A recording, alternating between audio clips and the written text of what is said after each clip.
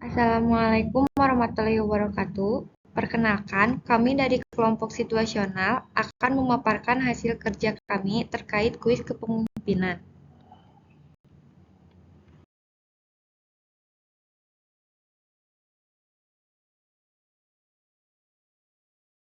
Adapun anggota kelompok kami, yang pertama saya sendiri, Aina Salsabila Sidik, Hogan Batara, dan Disda Aprilian. Soal pertama, bagian A, yaitu contoh perilaku kepemimpinan yang sesuai dan yang tidak sesuai dengan prinsip kepemimpinan yang baik.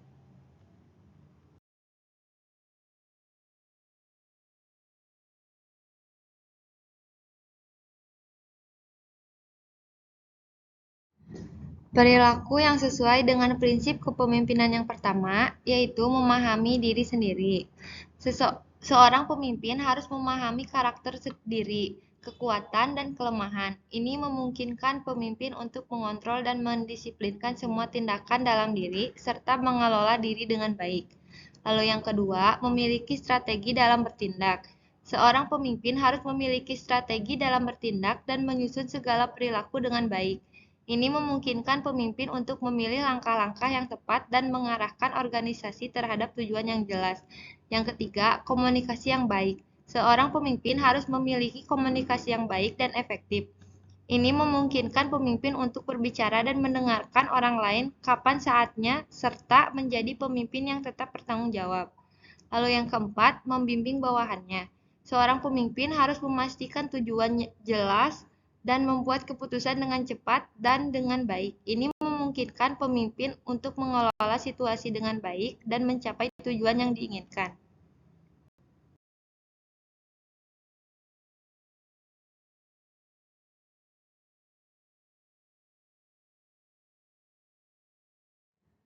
Perilaku yang tidak sesuai dengan prinsip kepemimpinan yang pertama, yaitu tidak proaktif. Seorang pemimpin yang tidak memiliki kebiasaan proaktif akan tidak dapat menentukan apa yang ingin dicapai dan menyusun cara apa saja yang bisa dilakukan agar tujuan tersebut dapat tercapai. Nah, yang kedua, tidak berintegritas. Seorang pemimpin yang tidak memiliki disiplin akan memiliki langkah-langkah yang tidak disiplin dan tidak akan mengelola situasi dengan baik. Yang ketiga, tidak mewujudkan sinergi. Seorang pemimpin yang tidak memiliki kebiasaan mewujudkan sinergi akan tidak dapat mencapai tujuan yang diinginkan. Lalu yang keempat, memilih langkah-langkah yang tidak efektif. Seorang pemimpin yang tidak memiliki strategi dalam bertindak akan memilih langkah-langkah yang tidak efektif dan tidak akan mencapai tujuan yang diinginkan.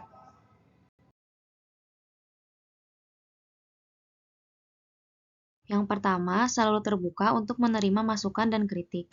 Yang kedua, menjadilah role model bagi karyawan. Yang ketiga, memiliki visi dan misi yang jelas. Yang keempat, memiliki integritas dan moral yang tinggi. Yang kelima, memiliki kemampuan untuk membangun hubungan yang baik dengan orang lain. Yang keenam, memiliki kemampuan untuk mendelegasikan tugas. Yang ketujuh, memiliki kemampuan komunikasi yang baik. Yang terakhir, dapat memotivasi orang lain. Nomor 2, bagaimana menurut kelompok untuk menjadi pemimpin yang baik di lingkungan organisasi pemerintahan, swasta, dunia usaha, atau kemasyarakatan? Soal ketiga bagian A, identifikasi potensi diri, kekuatan dan kelemahan, serta rencana tindak pengembangan potensi diri jika menjadi calon pemimpin yang baik.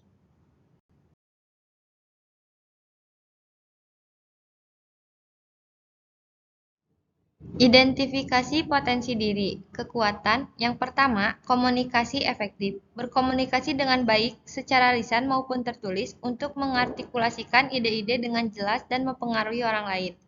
Lalu yang kedua, ada empati, peka terhadap perasaan dan kebutuhan orang lain yang memungkinkan saya untuk memahami perspektif mereka dan membangun hubungan yang kuat. Yang ketiga, berpikir strategis untuk melihat gambaran besar dan merencanakan langkah-langkah strategis untuk mencapai tujuan yang ditetapkan. Yang keempat, mengelola konflik. Mampu mengelola konflik dengan baik dan mencari solusi yang memuaskan semua pihak yang terlibat.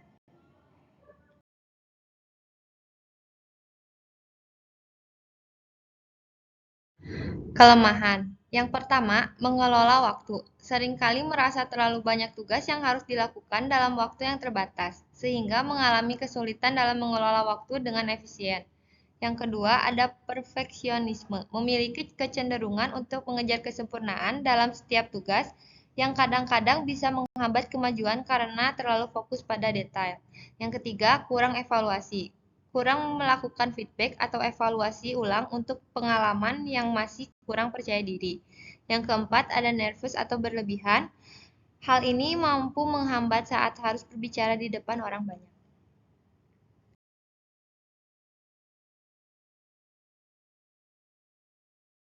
Selanjutnya ada rencana pengembangan diri. Yang pertama, fokus pada penguatan kekuatan dengan meningkatkan keterampilan atau pengetahuan yang terkait. Lalu yang kedua ada identifikasi, peluang untuk belajar dan berkembang baik melalui pelatihan formal khusus online atau pengalaman kerja. Yang ketiga, perbaikan, mengatasi kelemahan dengan mengambil langkah-langkah untuk mengatasi mereka. Yang keempat, open, tetap terbuka terhadap umpan balik dan terus beradaptasi dengan perubahan untuk terus berkembang.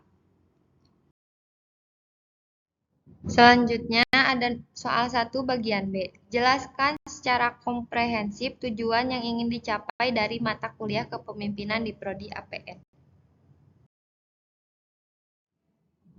Tujuan yang ingin dicapai dari mata kuliah kepemimpinan ini yaitu untuk mengembangkan kemampuan kepemimpinan yang baik dengan memahami implementasi sifat-sifat kepemimpinan seperti integritas, pengetahuan, keberanian, inisiatif, kebijaksanaan, keadilan, dapat dipercaya, sikap tidak mementingkan diri sendiri, kegembiraan, tahan menderita, kemampuan memutuskan, dan lain-lain.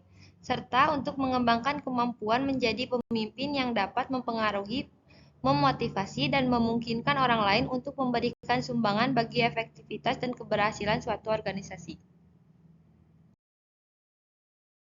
Soal nomor 2 bagian B. Dari beberapa jenis tipe gaya kompetensi kepemimpinan dalam tugas berkelompok pada pertemuan 1, jelaskan bagaimana kompetensi tersebut dapat melekat atau berada pada diri pemimpin. Tipe gaya kepemimpinan situasional, demokratis, dan karismatik tersebut dapat melekat dalam pemimpin dengan cara yang pertama, tokoh Buya Hamka. Sebagai seorang ulama, intelektual, dan pemimpin spiritual, mungkin telah menunjukkan kemampuan untuk menyesuaikan gaya kepemimpinannya dengan situasi dan konteks yang berbeda.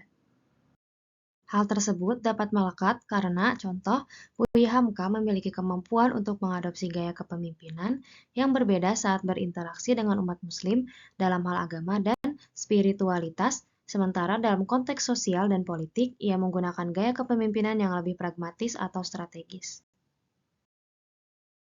Lalu pada gaya kepemimpinan karismatik Buya Hamka, dengan kepribadian dan kecerdasan intelektual yang karismatik, mungkin telah menarik pengikut dan pengagum melalui kehadirannya yang memikat dan visi yang menginspirasi. Hal tersebut karena Buya Hamka dikenal karena karismanya sebagai seorang ulama, penulis dan pemikir Islam yang memiliki pengaruh yang besar dalam pemikiran dan praktik keagamaan di Indonesia. Melalui karya-karyanya, pidatonya, dan kepemimpinannya di kalangan umat Islam, ia mungkin telah menginspirasi dan memotivasi banyak orang untuk mengikuti nilai-nilai dan ajaran agama Islam. Selanjutnya, tokoh Nelson Mandela dengan gaya kepemimpinan demokratisnya menginspirasi orang-orang untuk bertindak dan berkorban demi cita-cita yang lebih besar daripada diri mereka sendiri. Melalui pidato dan tindakan-tindakannya, Mandela mampu menyatukan bangsa Afrika Selatan dan memperjuangkan rekonsiliasi antar ras. Soal nomor 3 bagian B. Jelaskan perbedaan dan persamaan dari berbagai definisi, pengertian, konsep dan teori kepemimpinan berdasarkan berbagai sumber, referensi, atau pustaka hasil diskusi antar kelompok. Teori kepemimpinan menurut Vincent Gisbert. Kepemimpinan adalah proses di mana seseorang atau sekelompok orang lain menginspirasikan, memotivasi, dan mengarahkan aktivitas mereka untuk mencapai sasaran dan tujuan. Dari teori tersebut maka bisa dibedah dan dianalisis lebih dalam. Sedangkan menurut Robbins, pemimpin adalah seseorang yang dapat mempengaruhi orang lain dan memiliki otoritas manajerial. Kepemimpinan merupakan proses memimpin sebuah kelompok itu dalam mencapai tujuannya. Dari teori tersebut, dapat kita lihat persamaan dan perbedaannya dari definisi. Definisi kepemimpinan itu bervariasi tergantung pada perspektif dan konteksnya. Persamaan, meskipun berbeda-beda, definisi tersebut membuktikan bahwa kepemimpinan melibatkan pengaruh dan bimbingan terhadap individu atau kelompok untuk mencapai tujuan bersama. Perbedaan, beberapa definisi menekankan aspek otoritas dan pengaruh, sementara yang lain lebih mengarah pada aspek visi dan penggerak perubahan. Selanjutnya, aspek pengertian. Pengertian kepemimpinan dapat berbeda dalam hal penekanan pada karakteristik, perilaku, atau hasil. Adapun persamaan dan perbedaannya, persamaan secara luas pengertian kepemimpinan keduanya itu mencakup pengaruh dan arahan yang dilakukan oleh seorang pemimpin terhadap anggota kelompoknya untuk mencapai tujuan tertentu. Sedangkan perbedaannya, pengertian kepemimpinan dapat berbeda dalam hal penekanan pada karakteristik, perilaku, atau hasil. Beberapa pengertian menekankan kualitas kepemimpinan yang intrinsik, sementara yang lain lebih fokus pada perilaku dan tindakan yang efektif. Selanjutnya, aspek konsep. Konsep kepemimpinan memiliki banyak variasi dalam hal pendekatan, model, dan teori. Adapun persamaan dan perbedaannya, persamaan, meskipun berbeda dalam pendekatan, konsep tersebut mencoba untuk menjelaskan esensi dan peran kepemimpinan dalam organisasi dan masyarakat. Perbedaan, konsep kepemimpinan Vincent Gasper tentu tertuju ke arah di mana motivasi dan inspirasi adalah pendorong utama dalam kepemimpinan, sedangkan menurut Robbins, kekuasaan otoriter manajerial adalah cara memimpin yang benar. Selanjutnya, aspek teori kepemimpinan. Adapun persamaan dan perbedaannya. Persamaan, kepemimpinan sebagai proses. Menurut Vincent, menganggap pemimpin sebagai proses yang dilakukan oleh seorang pemimpin, sedangkan Robbins menganggap pemimpin sebagai individu yang memiliki otoritas dan mampu mempengaruhi orang lain. Keduanya menganggap kepemimpinan sebagai proses, tetapi dengan pemahaman yang berbeda tentang peran kepemimpinan. Perbedaan utama antara teori kepemimpinan Vincent dan Robbins adalah pemahaman tentang peran pemimpin. Vincent menganggap pemimpin sebagai proses, sedangkan Robbins menganggap pemimpin sebagai individu.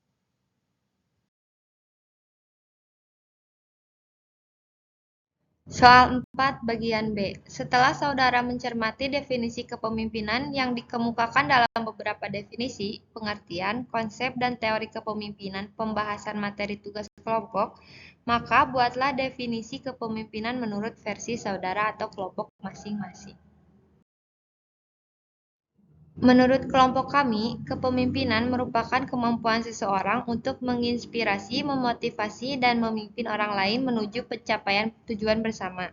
Kepemimpinan juga bukan sekedar tentang memiliki otoritas atau kekuasaan, tetapi lebih pada kemampuan untuk mempengaruhi orang lain secara positif, mengembangkan visi yang kuat, dan memberikan arah yang jelas. Kepemimpinan juga melibatkan kemampuan untuk mengelola konflik, mengambil keputusan yang tepat, dan bertindak dengan integritas dan kejujuran. Nomor 5 bagian B. Setelah mengikuti perkuliahan di atas, simpulkanlah pentingnya peran kepemimpinan dalam kehidupan berbangsa, bernegara, dan bermasyarakat. Peran kepemimpinan sangat penting dalam kehidupan berbangsa, bernegara, dan bermasyarakat. Karena kepemimpinan merupakan kewajiban bagi setiap individu, baik dalam organisasi, keluarga, maupun masyarakat. Kepemimpinan sangat lekat dengan kehidupan kita dari hal-hal kecil maupun besar, serta sebelum memimpin orang lain tentunya kita harus bisa memimpin diri kita sendiri. Maka dari itu, kepemimpinan ini sangat penting dalam mata kuliah ini, bisa menjadi evaluasi mandiri bagi kita apakah selama ini kita sudah melaksanakan kepemimpinan yang baik atau belum. Soal nomor 6 bagian B.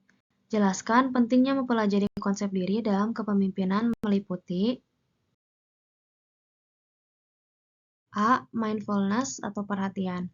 Mindfulness adalah praktik kesadaran diri yang mendalam dan penerimaan terhadap pengalaman saat ini tanpa penilaian atau reaksi berlebihan. Hal ini penting karena bisa mengurangi stres, peningkatan konsentrasi, kesejahteraan emosional yang lebih baik, peningkatan kesadaran diri, respon yang lebih baik terhadap situasi, peningkatan kesehatan fisik, kualitas hubungan yang lebih baik, dan peningkatan kreativitas. Dengan mengembangkan praktek mindfulness ini, individu dapat meningkatkan kesejahteraan mental dan fisik mereka serta meningkatkan kualitas hidup di acara keseluruhan. B. Diri. Diri adalah berupa ide, perspektif, dan nilai tentang kesadaran, identitas seorang individu, termasuk juga karakteristik fisik, emosional, sosial, dan spiritual. Hal tersebut mencakup pemahaman tentang siapa diri kita, bagaimana kita melihat dan memahami diri kita sendiri, serta bagaimana kita berinteraksi dengan dunia di sekitar kita. Diri juga mencakup aspek-aspek seperti nilai-nilai, kepercayaan, tujuan, dan kebutuhan individu. Diri akan selalu penting karena berkembang sepanjang hidup seseorang melalui pengalaman, pembelajaran, dan interaksi dengan lingkungan. Ini berperan penting dalam membentuk perilaku, pilihan, dan pengalaman hidup seseorang. C. Konsep diri. Konsep diri merupakan persepsi atau gambaran yang dimiliki seseorang tentang dirinya sendiri. Hal tersebut mencakup pemahaman individu tentang identitas, karakteristik fisik, kepribadian, keterampilan, nilai-nilai, dan peran dalam hubungan sosial yang tersusun dari 3 komponen utama yaitu diri ideal, citra diri, dan harga diri. D. Potensi. Potensi terpaku pada kemampuan, kualitas, atau bakat yang dimiliki seseorang untuk mencapai atau melakukan sesuatu yang dianggap berharga atau signifikan. Potensi juga terdiri dari berbagai macam aspek termasuk keterampilan, pengetahuan, kecerdasan, bakat alami, minat, dan sifat-sifat pribadi lainnya yang dapat dikembangkan atau dimanfaatkan untuk mencapai tujuan atau kesuksesan dalam berbagai bidang kehidupan. Hal tersebut penting karena potensi seseorang mungkin belum sepenuhnya terungkap atau diketahui, tetapi dengan dorongan, latihan, dan pengembangan yang tepat, potensi tersebut dapat berkembang dan menggapai pencapaian yang luar biasa.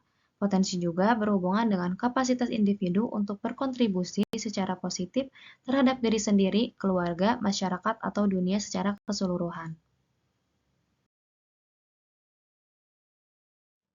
Klasifikasi potensi. Klasifikasi potensi merupakan cara untuk mengidentifikasi dan mengkategorikan potensi individu dalam berbagai konteks, seperti pendidikan, karir, atau pengembangan pribadi. Klasifikasi potensi penting untuk memahami dan mengidentifikasi berbagai jenis potensi yang dimiliki seseorang atau sekelompok orang, sehingga dapat dikelola dan dimanfaatkan secara efektif. Hal ini penting karena dapat membantu dalam pengembangan pribadi, pemilihan karir, pengolahan tim, dan pengambilan keputusan strategis dalam berbagai konteks. Klasifikasi potensi dapat dilakukan berdasarkan berbagai faktor seperti keterampilan, keahlian, minat, kepribadian, dan nilai-nilai serta berbagai teori dan model yang menggambarkan potensi manusia.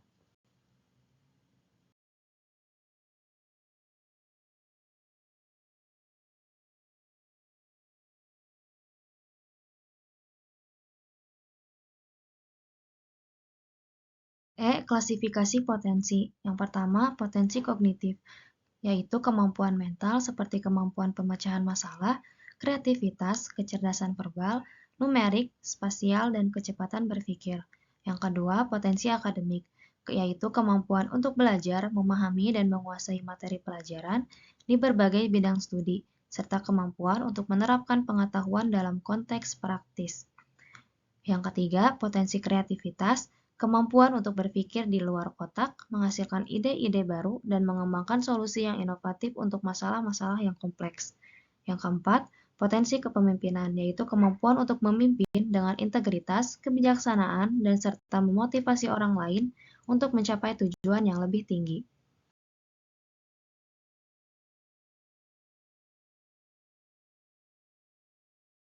Komponen konsep diri. Yang pertama, self-ideal atau diri ideal mencerminkan gambaran ideal tentang diri di masa depan yang menjadi motivasi pertumbuhan diri. Yang kedua, self-image atau citra diri mencakup persepsi tentang diri saat ini, karakteristik fisik, kepribadian, dan prestasi. Yang ketiga, self-esteem, yaitu harga diri, merupakan penilaian subjektif terhadap nilai dan keberhasilan pribadi. J. Mengubah dan meningkatkan konsep diri. Untuk mengubah dan meningkatkan konsep diri dapat dilakukan dengan berbagai cara, termasuk mendengarkan kisah sukses orang lain, menggunakan simbol sukses sebagai motivasi, dan mengulangi afirmasi positif secara teratur. Contoh kesuksesan, simbol kemajuan, dan afirmasi positif dapat memberikan inspirasi dan memperkuat keyakinan individu dalam mencapai perubahan positif dalam konsep diri mereka. Dengan dedikasi dan konsistensi, perubahan positif dalam konsep diri dapat terwujud, membawa individu menuju kesuksesan dan kesejahteraan pribadi. Kak, yang harus dilakukan. Yang pertama, memiliki visi dalam hidup dengan cara merefleksikan nilai-nilai, minat, dan tujuan hidup. Yang kedua, tentukan visi atau gambaran jangka panjang tentang masa depan yang diinginkan. Yang ketiga, tetap fokus pada visi dan gunakan itu sebagai panduan dalam pengambilan keputusan sehari-hari. Yang kedua, melihat lingkungan sekeliling. Dengan cara perhatikan dan pelajari lingkungan baik itu tempat kerja, lingkungan sosial, atau komunitas tempat tinggal.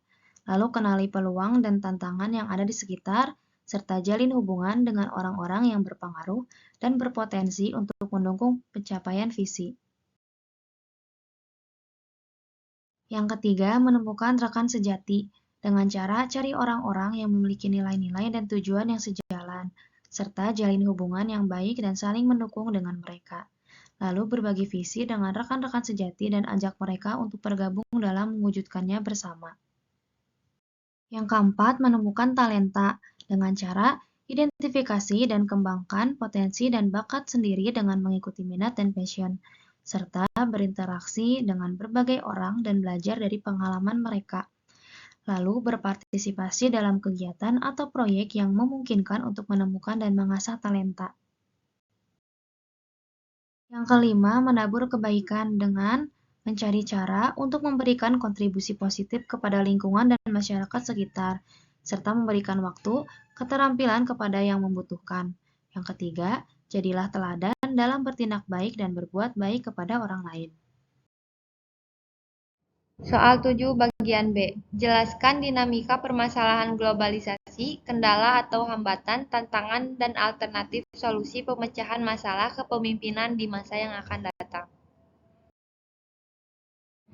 Dinamika globalisasi membawa berbagai tantangan kompleks bagi kepemimpinan di masa depan, termasuk kesenjangan ekonomi yang memperdalam kesenjangan sosial, krisis lingkungan yang memburuk, dan ketidaksetaraan teknologi yang meningkat.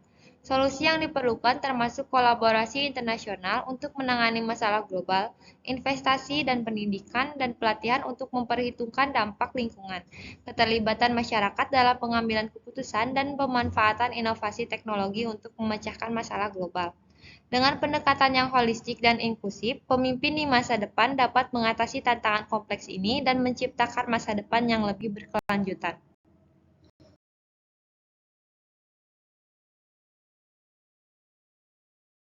Sekian pemaparan dari kelompok kami. Terima kasih atas perhatiannya. Wassalamualaikum warahmatullahi wabarakatuh.